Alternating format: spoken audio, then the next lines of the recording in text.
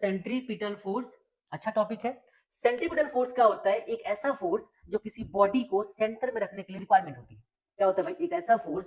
अब मान के चलो भाई रस्सी को ऐसे घुमा रहे हैं हम, तो रस्सी को जब घुमाते हैं तो रस्सी बाहर भागने की कोशिश करता है, छोड़ते ही बाहर भाग जाएगा, हर पॉइंट पे बाहर भाग जाएगा। लेकिन उसको कोई सेंटर में अगर रख रहा है तो वो रस्सी के लोग लगने वाली फोर्स होती है हमारी। अब मान के चलो ये है, अब बंदा इसको घुमाया जा रहा है, तो ये बॉडी यहाँ से भी बाहर जा सकती है, यहाँ से भी बाहर जा सकती है, यहाँ से भी बाहर जा सकती है, यहाँ से भी बाहर जा सकती है, यहाँ से भी बाहर, यहाँ से भी बाहर जा सकती है, लेकिन नहीं जा रही है। क्यों? क्योंकि इसके साथ कोई ऐसा फोर्स है जो सेंटर में लग रहा है। सेंटर में कोई ना कोई फोर्स क्या कर रहा है? इसको खींच के रखे हुए है। इसी को बोलते हैं सेंट्रीपिटल फोर्स। मतलब क्या होता है इसका? एक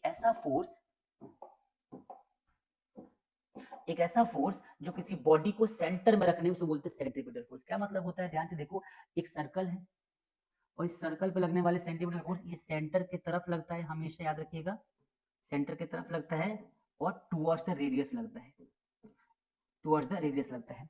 तो सेंटर की तरफ टुवर्ड्स द रेडियस लगता है जो फोर्स, बेसिकली क्या होता है? बड़ा फोर्स इज इक्वल टू क्या पढ़ा है हमने? एम ए पढ़ा है।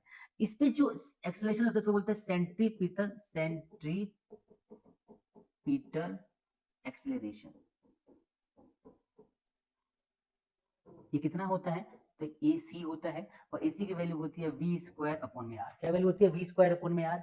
F is equal to M है तो एफ का फॉर्मूला क्या हो जाएगा? एम वी स्क्वायर अपॉन में आर। हमने पढ़ा है V is equal to omega R, तो इसका एक फॉर्मूला और बन सकता है क्या? एम और V is equal to omega R का होल स्क्वायर अपॉन में आर। तो एफ की जो वैल्यू आ जाएगी कितनी आ जाएगी? M omega square R. ये भी एक फॉर्मूला आ गया। तो ये सेंट्रीपिटल फोर्स जो होता है क्या होता है?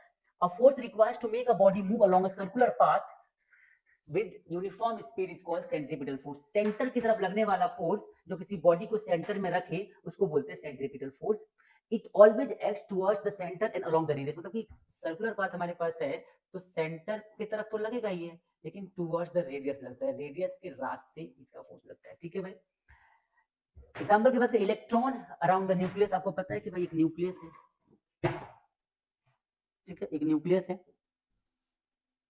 सर्कल है, ये सेंटर मान लो, इसमें इलेक्ट्रॉन है, घूमते रहते हैं, तो ये एक सेंट्रीपिटल फोर्स की वजह से घूमते हैं, जो इलेक्ट्रोस्टैटिक फोर्स की वजह से अट्रैक्टेड होते हैं टुवर्ड्स द न्यूक्लियस।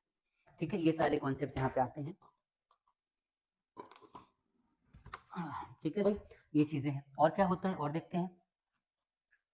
तो और जो चीजें इसकी, एक मिनट, बॉटल यहाँ से गिर जाए। ठीक है, ठीक है। और क्या होता है? तो और ये होता है कि मतलब और भी एग्जांपल्स हैं, जितने भी हमारे मोशन होते हैं प्लैनेट्स के वो सभी सेंट्रीपिटल फोर्स होते हैं। वॉशिंग मशीन के अंदर जो सिर्फ कपड़ा घूमता है वो सेंटर की तरफ टुवर्ड सेंटर मतलब एक फोर्स लगता है, तो सेंट्रीपिटल फोर्स का एग्जांपल है बेस्ट हमारा। ऐसे मल्टीपल फोर्सेस होते हैं जो काम करते हैं हमारे सभी। ठीक है भाई, इसके बारे में कुछ और जानना है तो क्या जान सकते हैं? एसआई यूनिट जो होता है न्यूटन होता है। It is a vector quantity क्योंकि फोर्स होता है। डायरेक्शन हमेशा परपेंडिकुलर होता है डिस्प्लेसमेंट के। अब मान लो किसी पॉइंट पे एक ऑब्जेक्ट ऐसे जा रहा है तो वेलोसिटी तो यहाँ पे हो रही है, लेकिन इसका फोर्स हमेशा ऐसे लगेगा। तो वेलोसिटी या डिस्प्लेसमेंट के क्या होता है? परपेंडिकुलर होता है। हर एक पॉइंट पे यहाँ से बॉडी बाहर निकल जाए, बॉडी यहाँ से बाहर निकल जाए, बॉडी यहाँ से बाहर निकल जाए, हर पॉइंट में वेलोसिटी के परपेंडिकुलर होता है। ठीक है भाई।